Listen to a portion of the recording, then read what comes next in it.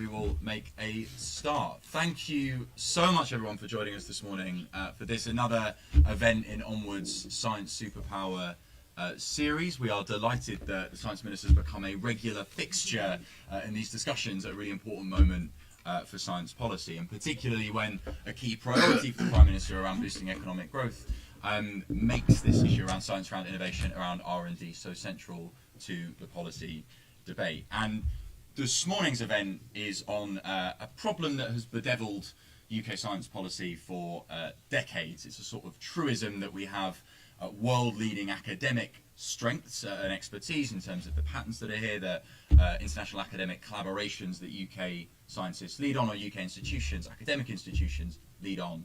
But we struggle to translate some of those discoveries, some of that science into either commercial applications, into new goods, new services, new processes.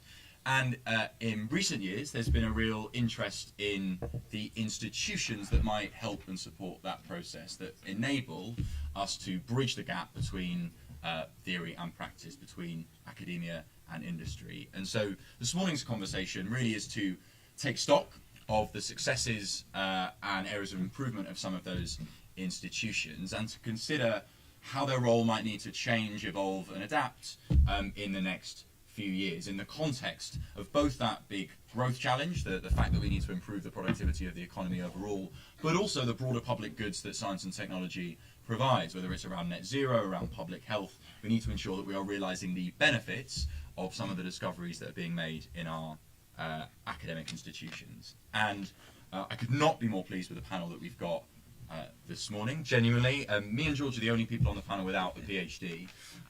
So I am going to introduce everyone with the PhD that they had. Clive was the only person who didn't have his PhD on his bio, so I had to ask him what it was.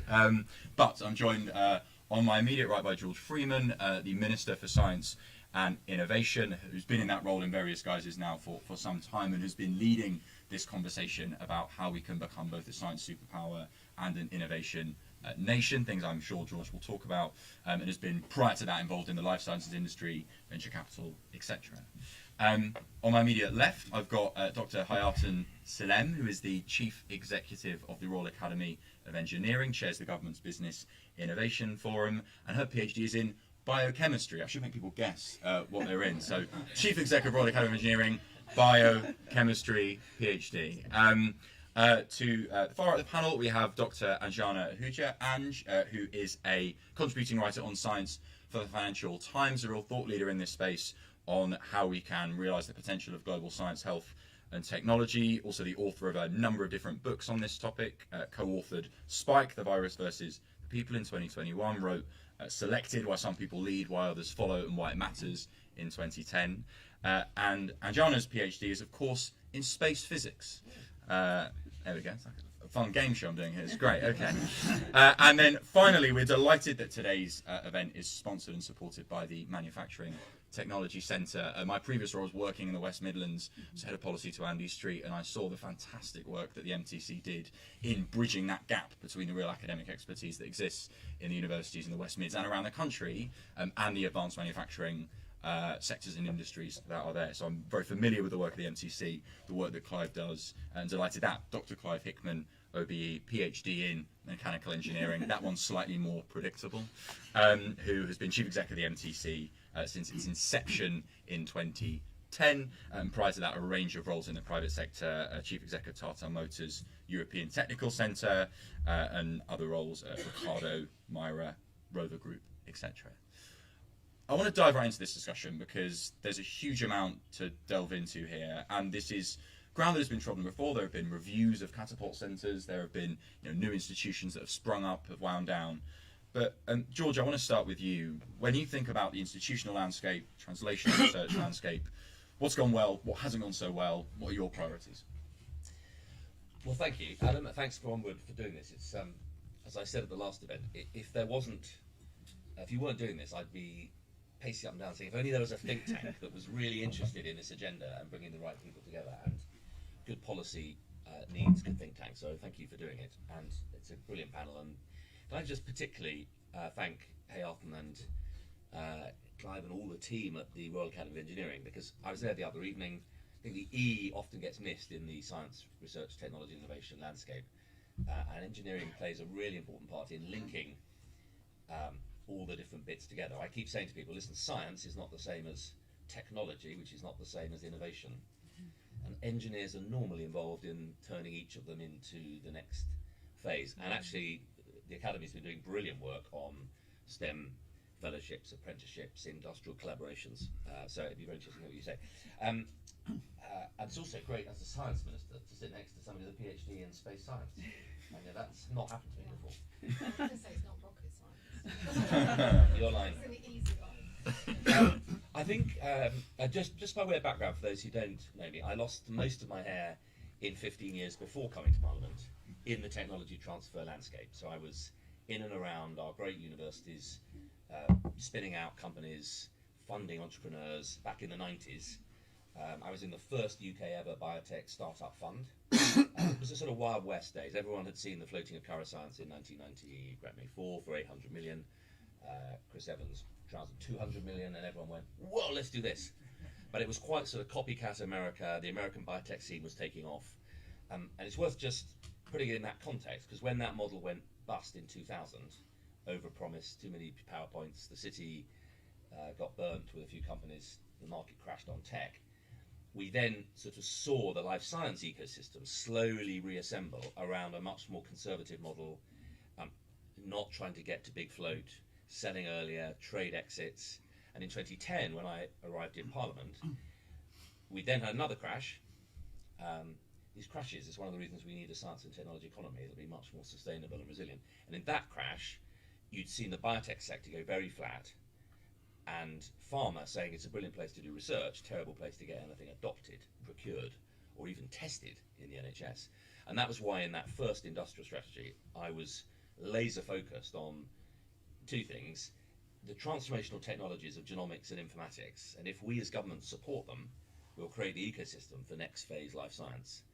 And the companies can all, and did all, and have all responded around that. And I would suggest that that was only a £180 million investment in sequencing 100,000 NHS genomes, combining them with hospital data, in a project that has never been attacked in Parliament for selling any genomes, any data. It's a pretty bold project. But because we embedded it in the ethos and values of the NHS, and it was run by clinical scientists, patients have volunteered, that was a transformational project. And I think it's fair to say that, you know, now if you look at biotech, last year UK biotech raised 4.5 billion in the City of London, private. That is it's about 1,000 times more than when I was in the sector. So I mean, we have really scaled up our early stage sector. And I think it's worth just saying that generally most people looking at the UK would say our spin-out ecosystem is pretty healthy. And our best universities have been pretty good at this for quite a while. They're all doing slightly different models. I think that's a strength, actually. They're competing. There are real questions about the fairness of the model, about the effectiveness of the model. And a great piece in FT this week just highlighting that, you know, the days where aggressive VCs like me would turn up and say, we're taking 30%, 50% of this company. It's a very different game now because the value models are different. Universities are much more sophisticated. So I think we just need to be clear what the problem is today.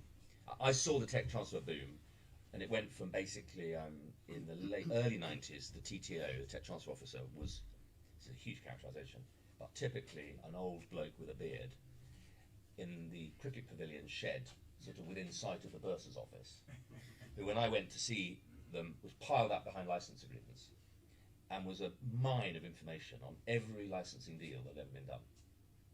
And then under the Tony Blair innovation revolution, we saw huge tech transfer offices set up, lots of people in their 30s with laptops doing deals. And then I saw universities develop, they'd become cost centres. The university had to pay the costs of the staff and then ended up licensing very quickly in order to pay the cost. So I've sort of watched the TT revolution go through various stages. In terms of the landscape here, I won't list all the things that we're doing, but I'd be interested to hear where you think we're doing things right and wrong. Big point just to leave, I think, for the debate. If we're going to become a proper innovation economy, an innovation nation, which is the mission I've set out, i.e. move from being a service economy with great science in amazing silos and incredible hotspots of innovation, but to move to being a much more strategic science, tech, research and innovation economy, then that ecosystem of how we spin out, yes, I think that's going pretty well. Scale up, how we attract much more industrial R&D through the catapults and through institutes. If you look at institutes like the Whittle Lab at Cambridge, doing extraordinary work on the front line engineers, on the front line of Jet Zero, next generation propulsion, clean jet engines. They pull in 10% of all of Cambridge's industrial R&D. I'm looking at labs like that and thinking, shouldn't they be institutes? Shouldn't a lab like that, like the LMB, have the sort of 5-10 year block funding and be able to grow into a more muscular institute? So there's an institute question. I'm working with Indro at Innovate UK to get the catapults, who I think are largely been a force for good, a real strength, they're very different. We want to grow that catapult network, we put a lot more money in, and I want us to attract much deeper industrial partnerships, because that was the idea. But then also, going upstream, there's a huge amount of work around scale-up capital and the scale-up institute doing good work. And genuinely, I think we're at a point where if we could get the right regime in place, and that's partly regulatory, partly procurement, and partly, dare I say it, Treasury tax incentives, I think we're poised to unlock a sort of new golden era of science and technology companies floating in London. So that Oxford Nanopore, 1.4 billion valuation 18 months ago, isn't a flash in the pan. And when I look at the portfolio I'm responsible for, the life science portfolio, there's about 6 companies now coming, and they will, if we don't move, they will go to NASDAQ. And they're all at sort of a billion valuation. In space, we've got quite a few coming. They're not quite at that level yet, but in quantum, in fusion, in AI, in agri-tech. And I think there are 2 big things we need to do. Just pump prime the city investor base. The analysts have gone from the days when I was operating. There were 5 or 10 buy and sell side analysts. We all knew who they were. If you wanted to float, you had to get close to them and find out where they had lunch. They've all gone, they've retired. The city's doing tech, quick tech, but longer term, deep S&T. So one of the fellowships I've suggested we create is the world's most prestigious Science and Technology Investment Analyst Fellowship here in London, and take the top 10 fund managers who want to do S&T and the top 10 S&T commercialisers, and embed them in the most fantastic fellowship in the UK, and they can see the pipeline and see the city. And we're working with the Treasury on the tax piece. I think if we get a pump priming model like the early Catalyst fund that I designed in 2010 for early stage biotech, for pre-IPO, and I'm thinking kind of if you're raising $500 million in the city in a pre-IPO round, it's led by a sophisticated investor, you're in the UK, basically in the seat of R&D tax credits, and you want to float. Could we as HMG through British Business Bank say, well, we will come in as a follower investor for 20%, take the risk out of the syndicate, and help you float. And something like that with a bit of CGT taper relief to encourage investors to hold on longer. I think once the first few float, I think the old city engine will pump and start pumping like an old diesel engine, and then hopefully like a clean engine and a fast engine. And I think we could unlock 10 years of extraordinary floats here and stop being the incubator for NASDAQ. We can probably let a few companies go to NASDAQ. I don't think we should be too prescriptive about it. But unless we connect our city to our incredibly rich S&T base, I think we're just going to be the world's incubator, not the world's grower, developer, tester, and regulatory leadership hub, which is what I think we ought to be. Thank you, George. Hayatan, let me come to you on this question. So, huge amount there about bridging that gap, kind of new ways of getting finance, particularly in some of these firms. What, from your perspective for the Institute, what do you see about the role of technology and innovation centres in that landscape? Thank you, and just to say how much I'm appreciating this love in engineering. I mean, you know, long may this continue. Well, let me try and address the kind of problem statement that you and George set out by focusing in on 2 questions. Why do ticks, as I'm going to call them, speed matter, and how can we extract more value from them in the UK? So first of all, I know it's obvious, but it's worth remembering the economic and societal benefits that we will all attribute to investments in research are not guaranteed. They can't be taken for granted. They depend on the flow of research insights through development, engineering, and innovation into products, services, infrastructure that in turn create jobs and economic and social value that we then experience. And that is a process that's quite complex, it's non-linear, and it certainly is heavily dependent on our innovation ecosystem. It requires us to have effective interfaces between academia, research institutions, industry, the entrepreneurial community, investors, policymakers, and TICs have a really, really important role as key amplifiers and connectors between those different innovation agents. That helps the overall ecosystem to be more effective. So let me just give a couple of quick examples. The Centre for Secure IT is an innovation knowledge centre in Belfast, led by the outstanding Dr. Maya O'Neill, who's one of those people that makes the rest of us wonder what we've been doing with our lives. She's absolutely awesome. And that centre houses deep specialist knowledge in cybersecurity. It trains the next generation of leaders in secure IT research and innovation. It does groundbreaking research, but crucially, it has fostered this cluster of multinationals, of SMEs and of startups right around that. And it is no coincidence that Northern Ireland is the #1 investment location for US-sourced cybersecurity development projects. Another example, very different, the Aerospace Technology Institute, which promotes transformational technology in air transport through a roughly £4 billion joint programme between industry and government. And the reason I want to use this example is because it demonstrates brilliantly how a TIC can enable a sector to come together, to collaborate, to undertake shared R&D around their shared challenges that matter to society. And really importantly, it's also a great route to helping SMEs participate in R&D projects. So by incentivising those tier 1 companies, those big corporates at the top of the value chain to engage the rest of their supply chain in that collaborative R&D, we can help more SMEs in this country to be innovation active, which we know is a key priority. And it also exemplifies the role that TICs can play in clusters, which I know is one of George's great passions, in this case as part of Cranfield's world-leading aerospace cluster. So how can we deliver even more value from TICs? Well, in the interest of time, I'll limit myself to 2 points.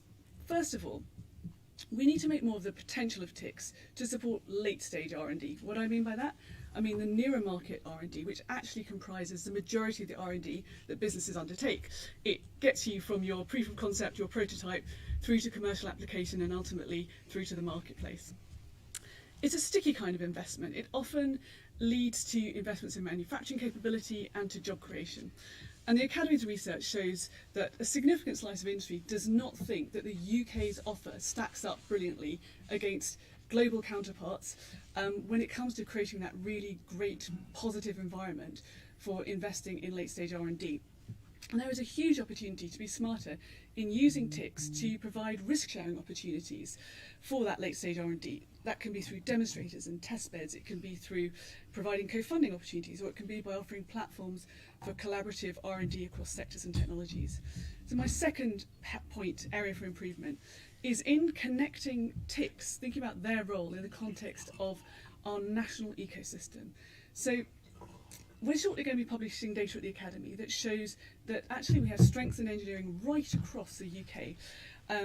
We have more than 10 engineering hotspots in the UK where more than 1 in 3 adults are employed in the engineering economy.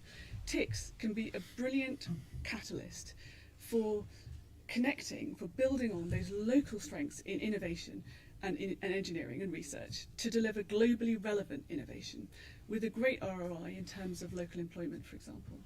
But then let's take that place lens up to the national level. How do TICs relate to our overall national priorities? How do they relate to the overarching UK offer?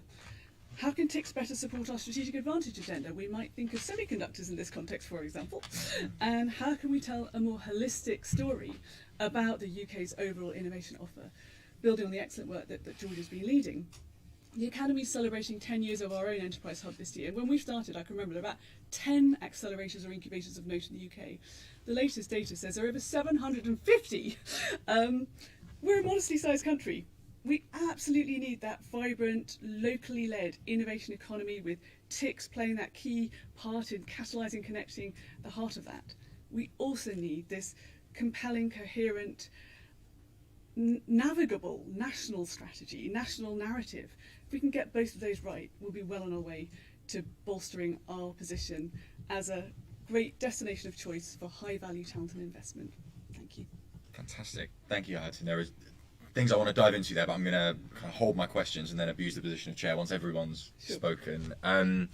Angela, let me come to you for just some opening thoughts on this topic. To what degree are improving our technology and innovation centres, TICs? We should have had a kind of appendix for this. S&T, Science and Tech, TICs, Technology and Innovation Centres.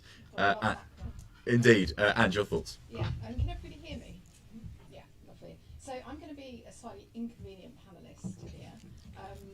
And so, well, first of all, I don't have anywhere near the expertise that George has, Hayatan has in this, and Clive. But I come to it as a more sort of bird's eye view of someone who's close to science, close to researchers, and close to people who have then gone on to set up companies and spin them out. And I think they are the people you need to talk to try and work out what we need to do to get to scale up, I suppose, is what we're talking about. So in some senses, I think we're looking in the wrong place, because actually I think Innovate UK does a pretty good job of, if you talk to most people in research, they give a quite clear pathway. They're a clear sort of organisation. They know what they're about. They've experienced what they do, the old technology strategy board. And I think the UK also has great ideas. There's no doubt about it. It is a science superpower now.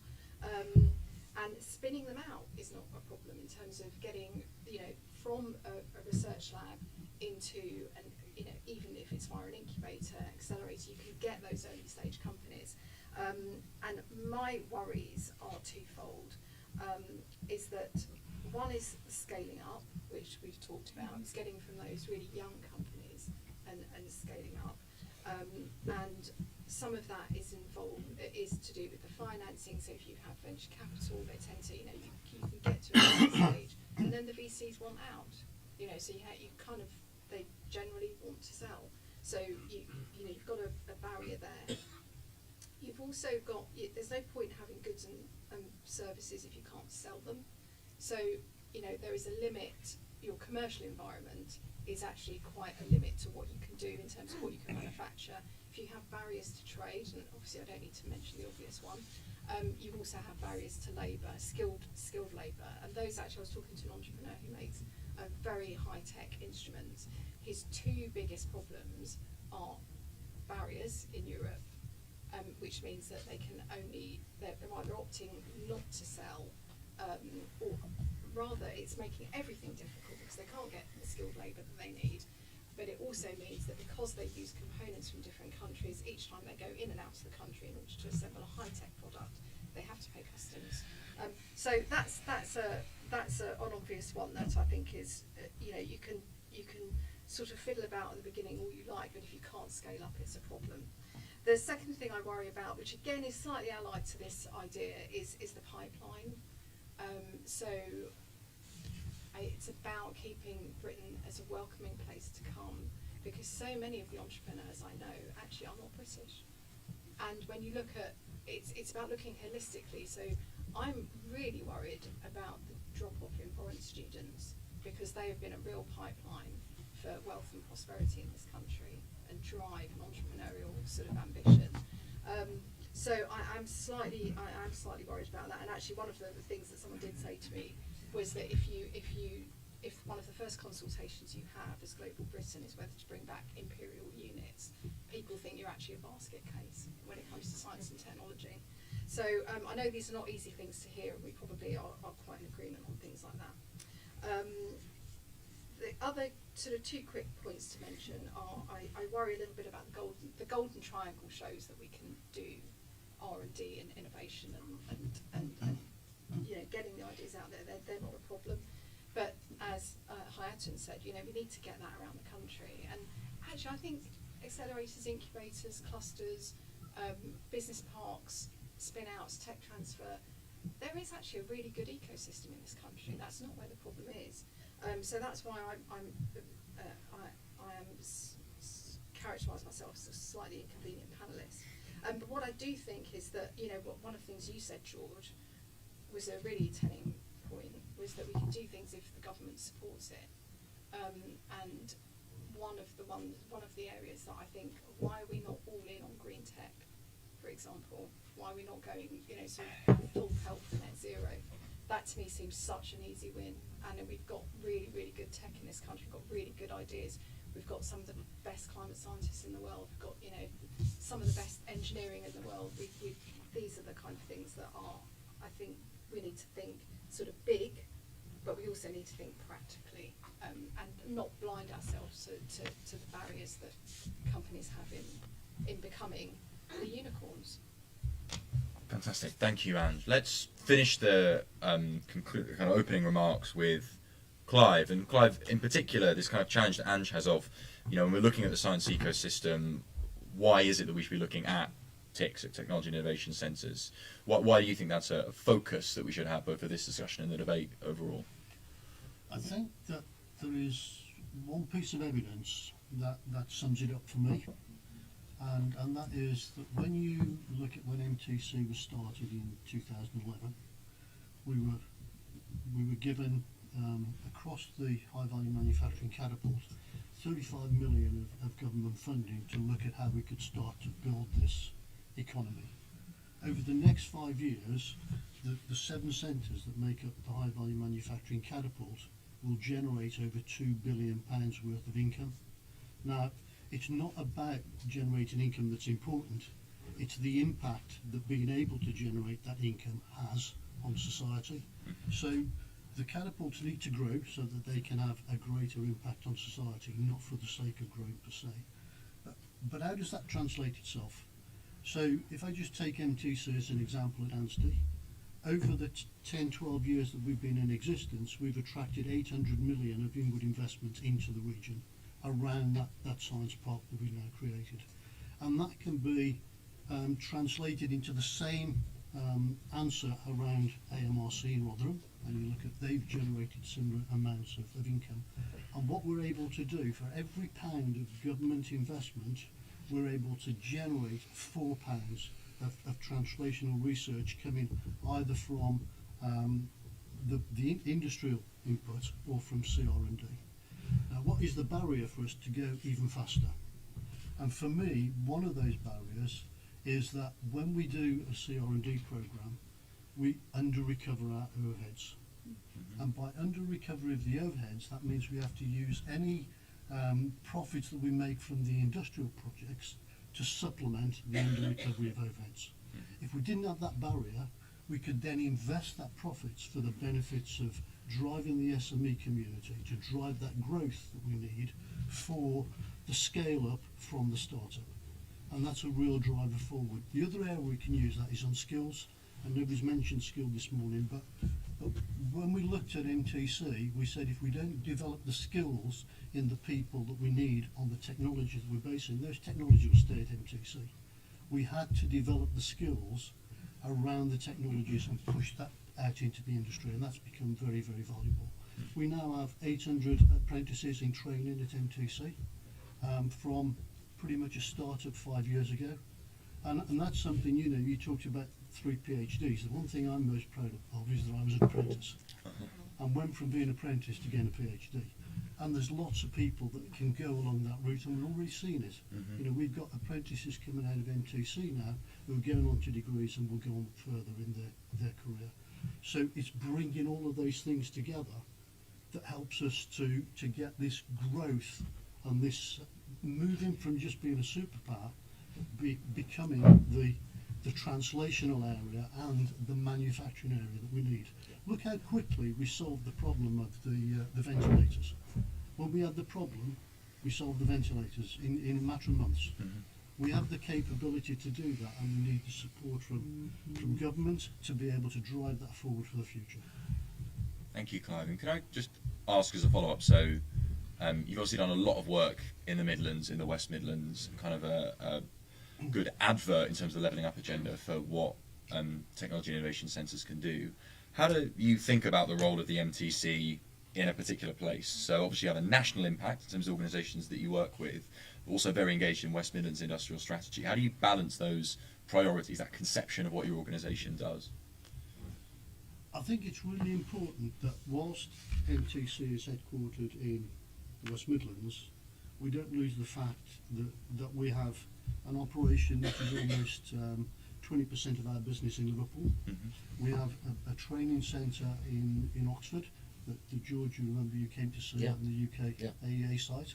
you know that. So what we're looking is how can we spread the capability of MTC around the UK. Also, how can we spread the capability of the other centres around the UK, the other catapult centres in high volume manufacturing catapults. And then how do we look internationally? And internationally is important, not because we want to give our skills overseas, but it brings in more inward investment to the UK, it brings in more export to the UK, and the profits can then be used for the benefit of UK PLC. Oh, That is one thing, actually, the investment is the lowered investment because of our skill shortage. Is that various people I've spoken to, they say that is a real barrier, is that you cannot get the skilled people you need.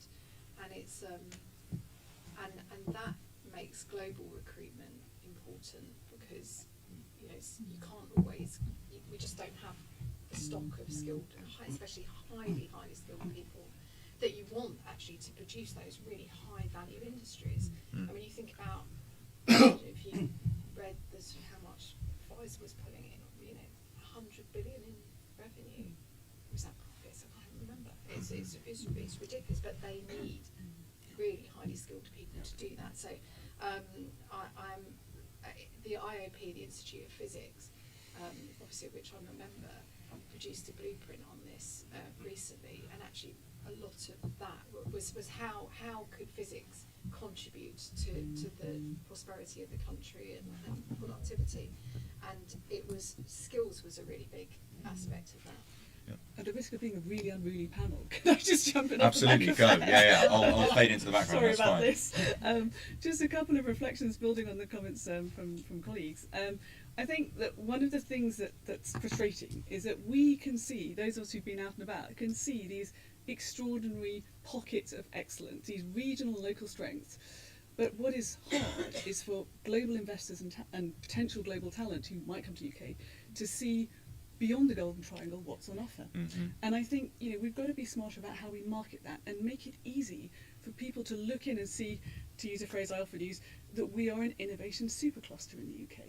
And actually technology and innovation centres can be brilliant ways to kind of raise the visibility of our commitment to a certain area. So they do get noticed. A substantial investment in a new technology innovation centre is the kind of thing that's recognised in the global network around us. And that's also a very attractive place for top talent to work. So for example, in engineering, you love working at that interface between industry and research, and an excellent I mean, we get told by people who are now extremely distinguished that their formative years were in industrial research labs, were in what were the national labs. Though that can be a hugely fulfilling activity. So I think we shouldn't underestimate the importance of those ticks to kind of provide that extra point of visibility around some of this fantastic activity that's happening kind of under the bonnet in the UK. Yeah. And Can I just follow that? you can. Can I ask you an additional question on what your follow-up's going to be? Because I want to be that awkward person that asks about politics in a kind of policy-focused conversation. And Onward are very, we are moving into this science and technology space both because it's fascinating in terms of policy, but also because it is undervalued in our politics. And one of the challenges is, as Ayton says, there are these pockets around the country and they're not very visible to investors. They're not also very visible to voters, that it can be quite difficult to get big public support for science and technology and R&D types of investment. So when you're making a case to fellow ministers and to others that this is something that can be politically important, how do you make that case? How do you argue that these are the sorts of things, as we're approaching an election, that should be prioritised? Yeah, thank you. That's a brilliant comments. I just want to pick up so on the funding point, just so everyone's really clear. UKRI have had a 35% uplift over these 3 years. Innovate UK, I got a 50% uplift, and the catapults have had a 36% uplift, 1.6 billion funding. So don't let anyone tell you that we're not investing in this ecosystem. We are, and we're serious about it. And that's in a funding round where quite a lot of other departments are pretty flat. So I think from the point of view of funding into the infrastructure, the public ecosystem, I think we're doing our bit. And I'm the biggest fan, Clive, of what you've done. That's why I said it, but I did earlier. I do think your point about, it's not about the industry funding. It is about that, actually. And my whole point, just to clarify those who haven't heard me give the speech, we're not a science superpower. So the way I've set this out is we're a science powerhouse, i.e. we win the prizes. I've defined in my speech in Kyoto in Japan and here at Onward 2 weeks ago, to be a science superpower, my argument is you have to be five things. One, world-class science. That's the bit we do. You also got to do two for global impact. You've got to describe problems. You've got to go and solve them. Prevent the ice melting and clean up space and clean up the oceans. Three, you've got to build global talent paths. So our best can go internationally and the best internationally can come here. Not try and do this behind a Home Office visa wall. Four, you have to attract much more industrial R&D. Absolutely. So China's at 240 billion a year, folks. America's at 180. If you add on the defence bit, we showed 300 billion. We're going to 20. Brilliant. But it better be the best 20 billion in the world, UKRI, and we better turn it into 3-4x through industry. So I do think the industrial money really does matter, and if we take our eye off that ball, we will end up being a small science powerhouse rather than a global science super. And the last thing is to defend the values of great international science, and that means intellectual property. It means respect for free thinking, critical thinking. You can't have universities where no one can actually criticise anyone. That is not how great science gets done. So there's a whole bunch. That's the science superpower bit. My argument is, to be clear, we're not a science superpower yet until we do the 5 other things. And my other argument is we won't be one unless you're also an innovation nation. So unless you strategically shift this country to being a place that feels like a science, technology, research and innovation economy with amazing culture, restaurants, food and service economy, rather than a great service economy that half the country's spectating on, wondering if it's going to do anything for them. And this is where the politics and the economics merge, I think. I normally bang on about clusters, and here's why. Because if you look around this country, the Golden Triangle is completely golden. Actually, in the new emerging technologies, in agri-tech, the clusters are Norwich, Aberystwyth, Kent, Worcestershire, Scotland. If you look at space, it's Cornwall, Glasgow, north of Scotland, Launch, Leicester Space Park, Compound Semiconductors, South Wales, Cancer and Advanced Manufacturing, Belfast. And we're mapping the clusters. And my first big reform in Bays is, can we stop thinking that just by announcing vertical pots of money, that the poor bloody infantry on the ground have to run round with a bucket trying to work out which pipe it might come out of? Can we think a bit more strategically, please, about the clusters in which this stuff is actually happening? So we'll shortly be launching an integrated cluster mapping tool. And of course what happens is UKRI can tell us where all the money on research goes, and Innovate can tell us where all the money on Innovate goes. No one in government yet is tracking where all the private money is going. So I've insisted we build that in. And it'll be a tool that both policymakers but also local leaders define the clusters as places in which people take risks in pursuit of opportunities. And if we can identify the barrier, why is the compound semiconductor cluster gone red when it was green? Answer, because somebody in government thought it'd be a good idea to sell Newport wafer fab to the Chinese. Right, that's a bad decision. Why is the Norwich agri-tech cluster not growing as fast as others? Answer, because there aren't enough investors there. And once you can start to get a handle on why not, then we can make much more targeted interventions. And I actually think the skills piece, all my cluster visits, the same message comes through. In County Durham, a brilliant place. I was there 25 years ago on coalfield regeneration. It's now becoming a science park. And the most powerful message was the companies who are growing fast, saying we're shortage of skills. Nobody actually on the ground has asked the 250 fastest growing companies what are the skills needs over 3, 5, 10 years, and then turned to the FE colleges and said, could you fund them? So we're making this far too complicated, and I do think that local piece, basically people will move to a cluster or stay in a cluster or commit to a cluster if they can feel the education skills pathways are being supported. So that's why I'm so focused on that. I think if we can get the 30 clusters all around the country to grow, then we'll be seen internationally, not just for the Cambridge, Oxford, London corridor, we'll be seen as an innovation nation with regulatory test beds all around the country and somewhere everyone wants to invest. And that's part of the DIT story. They need to be able to say, you want to invest in agri-tech? Click. You could come here. And what I really want is cluster development corporations so that people can invest in a cluster. I'll take a 20% stake and fund the infrastructure. Can I be really dull? And, Of course. And say, well, it's not dull, or rather be really prosaic about this, because we talk about these things as if they're separate from the communities in which they sit. Exactly. But actually, you can talk to people and they say, well, we want to bring someone, but there isn't housing. for example, if you're going to stick, I mean, it's great, they're levelling up, and I really hope that there is still sort of a focus on that, because there is a real sort of potential there to spread wealth around the country in a way that would be good for everybody, actually. Probably especially the Golden Triangle, if you look at the pressure on housing there. But you have to have, if you're going to bring people in, you have to have the housing to go with it.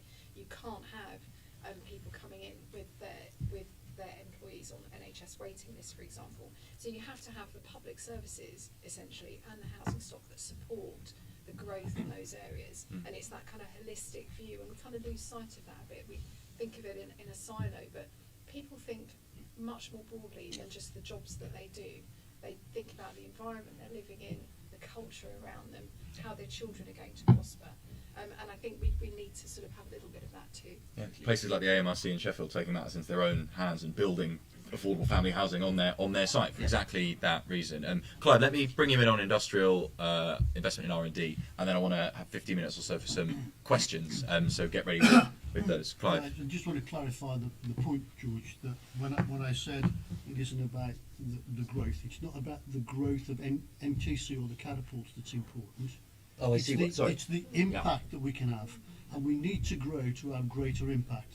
Yep. And that industrial income for me at MTC is the most important driver, because it's when I'm generating industrial income that I know I'm doing the right thing. So MTC is now up at about 45% of its total income is coming from industry. And you're blazing the trail. Hopefully. I want all the other catapults to do the same. Exactly. So we're definitely driving the industrial, and we're leveraging about 4 to 1. Yeah. So every pound of government money, we're generating £4 into the region. There we are. You're blazing the trail. That's the quote for the website. That's what we've got to put on there. Okay, very good. Let's get some questions. We've got about 15 minutes or so, and I'll take these in kind of groups so I can direct them to people. So let's do one on the far left over there, one on the right over here, and then one just in front of me here. So over there, please.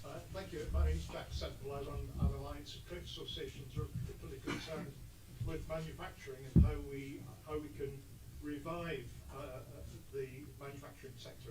I think a year ago today, the Levelling Up white paper identified that as an imperative. We've not heard a lot since. But I wondered how we can do that, and if we might learn, for example, from countries like Switzerland or Singapore, where Innovate is giving grants for joint projects for innovation. Singapore has 20% GDP for manufacturing and a commitment to over 30%, and we are at 10%. Can we learn something from Switzerland and Singapore, which are known as service economies, but actually are based on manufacturing? Brilliant. Thank you, Jack. Question from the right over there. Hello, Sam Richards. Thank you, George, and for all of this brilliant discussion. Historically, a lot of the businesses that have come out of research. Where you're from? IPQuest Consultancy. Historically, a lot of the businesses that have come out of science, technology, innovation, and research have been from very idiosyncratic research that wasn't financially incentivized. How can we safeguard our research so that the financial incentives don't get in the way of that field? Very good. Okay. So a question there about how we can ensure that research that might not be commercially viable initially still gets done, still gets invested in. And question just there. Yeah, thanks, Adam. My name's Matthew Trilling. I'm a senior advisor of Public, so one of the job working with Dan Corsi, who worked for George Chase. But like George also, I've got a background in private equity, and currently I'm doing a bit of work with NTT, looking at their foreign direct investment strategy into the UK. You referenced your speech in Kyoto and your time in Tokyo. It'd be interesting just to hear a few observations on things you might have taken away from that in terms of learnings or insights. And then just picking up on the comments about, persuading people to float in London or the UK rather than on NASDAQ.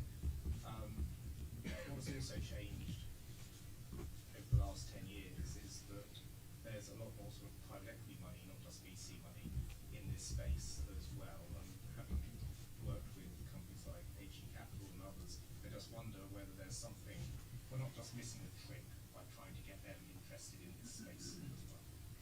Excellent. So 3 questions there. One on kind of manufacturing. How can we make sure we live up to some of the government's ambitions on this? What can we learn from elsewhere? One on the type of research that might not be commercially viable. How do we safeguard that? And then a third one on what we can learn from Japan, and also the different types of finance that might be available to do the scaling up that the panel have said is really important.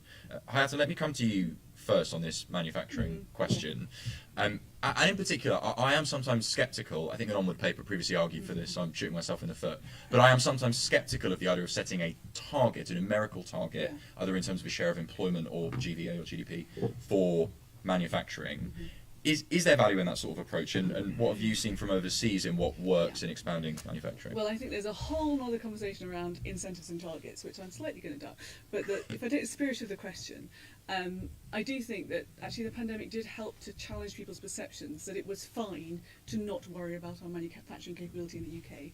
And I think that, combined with the complex geopolitics that we're now facing, is helping make us more aware of the fact that our domestic capabilities that underlie our security, competitiveness, productivity, safety, actually do require us to have certain manufacturing capabilities in the UK. And actually your ability to advance in an area like semiconductor at the sort of just the technology end is influenced by your capacity to have that advanced manufacturing capability coupled to it. I also think that there's a sort of almost counter movement, which is that in the context of the pandemic, people became much more aware of the value of having community-led capability. And if you think about circular economy, there's a very different model where we do value local manufacturing capability and the ability to not have to send a component part around the world 5 times before it makes it into a product. So I think that we have shifted in the UK. A country like Singapore is an extraordinary example of a country that has really taken a kind of purist approach to industrial strategy based around human capital, where they absolutely do see that that the skills of the population, their digital capability, their engineering capability, and their future security all depend on that value chain through from research into manufacturing, underpinning other service components of their economy. We're not Singapore, but I definitely think that there has been a shift, and we need to then follow through on that to challenge ourselves on whether the policies that we're putting in place do reflect that. Clive, so on that challenge then, a year ago today, levelling up white paper, manufacturing, something we should be running at. Have you seen enough progress from the government? Would you like to see more? I would always like to see more, but I think we've seen some good progress from government, and I think if you go back to when we set up the high value manufacturing catapults, we modelled that. Somebody said, do you look at what other countries do? We modelled that on what they did in Germany through the Frown Office, and today the Frown Office look at what we're doing in high value manufacturing catapults, and they think, how did they do that? How are they now so much bigger than us on the manufacturing catapult than they are in Germany? So we do learn from them, and when we learn from them, we can take that learning and we can catapult ourselves beyond them. Ange, let me come to... Oh, sorry, can I just say that I was really disappointed to see the government setting off the vaccine manufacturing facility. That seemed a really odd decision to me, given A, we're massively great at biotech, B, we'd just gone through a pandemic and we had a ready-made facility ready to go. That was very strange. So it's that, and I'm sure, I don't know whether you spoke publicly about that, George, but just things like that. I can explain it. Okay, well maybe you can, but So you might not like the explanation, but I can. No. Am I alone in thinking that was an odd decision? No. Okay, fine. That's good to know. Well, George, why don't you speak on that now, because that is an Just one interesting other one. point though. Go on, Clive, you go. So one of the things maybe we can do that takes beyond the review of manufacturing, one of the things maybe we should think about is we've got a chief scientific officer in government. We don't have a chief manufacturing officer in government. Maybe that's something we need to be thinking about if we're really serious about manufacturing. Chief engineer. Chief engineering officer, chief space physicist. We're gonna. George, let me come to this question about chief engineering and manufacturing, of course. Good indeed. Can I be that rare thing a politician who answers the questions? I was going to. Yes, please. That's exactly what I wanted to go for. Yeah. So let me take Sam first. The Discovery Blue Sky bit. It's really important, Sam. And anyone who's followed my work, I'm constantly insisting, because everyone thinks, well, he was in science and technology, venture capital, he won't get blue sky. I totally get. The whole thing is built on the foundational discovery science. That's why it's number one in my definition of science superpower, you heard. And it's key, it's absolutely key. And there is a problem, I think, that across our research ecosystem, we're not creating enough free space for people to do really bold science. And that's why in my people speech last year, you heard me say, if we're going to trap the best people and keep the best people, the worst thing to do to an early stage career scientist is put them on a hamster wheel of short-term funding through a very bureaucratic system. And that's why something like the Max Planck Fellowship, 10-year fellowship, fully funded, with a research assistant, those big flagship fellowships are completely key. And that's why in the Horizon Plan B, I've put fellowships at the heart of it, because we need to significantly improve that. But we're also, it's why we're doing ARIA, which is quite a bold move. I've £800 million ring-fenced into a free agency, the Advanced Research and Invention Agency. And I'm genuinely not telling them what to do. I've recruited Elan Gur and Matt Clifford. We've given them freedom. Kate Bingham's on the board. I'll cover them in Parliament. I hope they fail on some programmes. If they're not being bold enough.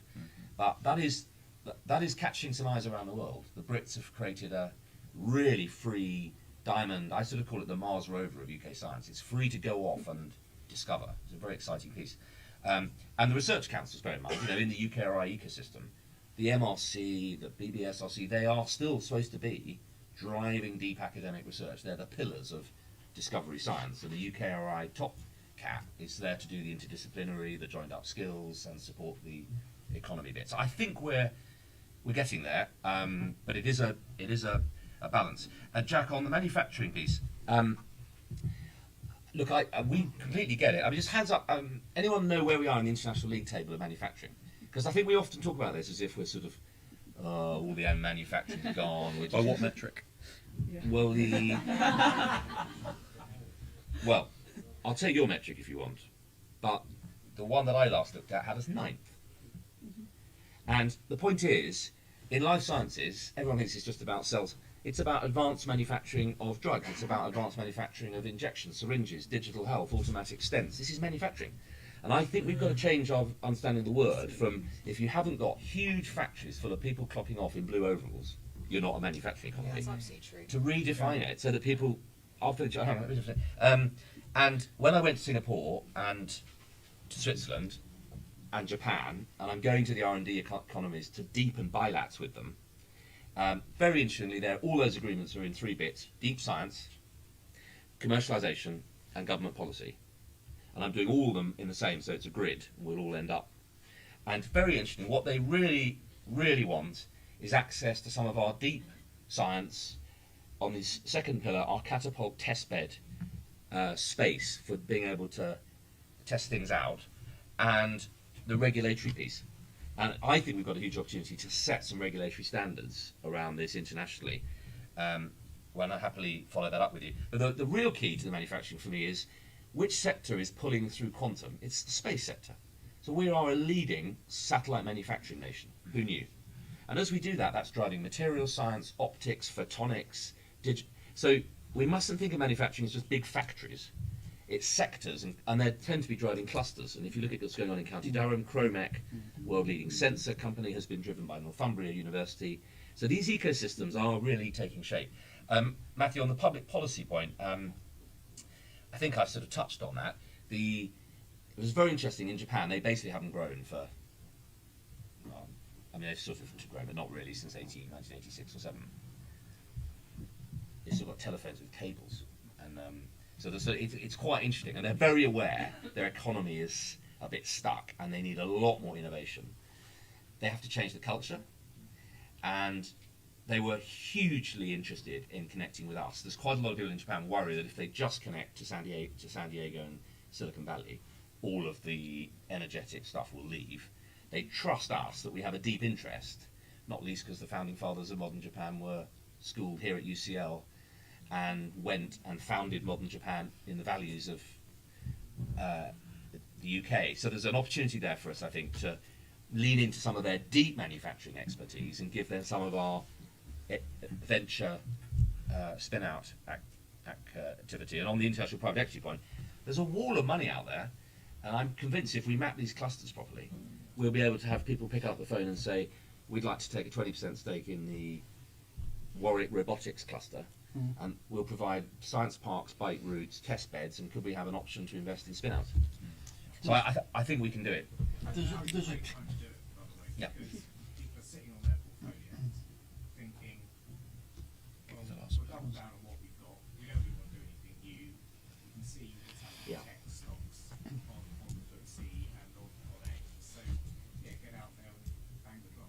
And can I just quickly talk to your point about science, because that is something that I'm obviously deeply invested in. But the Horizon was our big access to big science, actually. But that was a really cool bit. And the important thing, and what people don't often realise, is that companies have links with Horizon too. So there are companies that have lost being, or they may not have lost them now, but they are becoming less visible as Horizon partners. And while I think RE is great, and it's really important that we do that high risk research, it's also important to realise that big projects, if you think of something like nuclear fusion, it's quite tough to do those as a single nation. So you really need to focus, even if we don't have the collaborations that we used to have before, we do need to make sure that we're part, science is collaborative essentially. So we need to make sure that there are alternative avenues for accessing those big projects. Very good. Clive, I'm going to give you the final word, and then I think we're going to need to wrap up. I just following up from what George is saying about clusters, and we've got one great example where there's a company called IPG Photonics, which is the largest American laser manufacturer, has set up on site at Anstey next to MTC, because they've declared that Coventry will become the laser capital of Europe.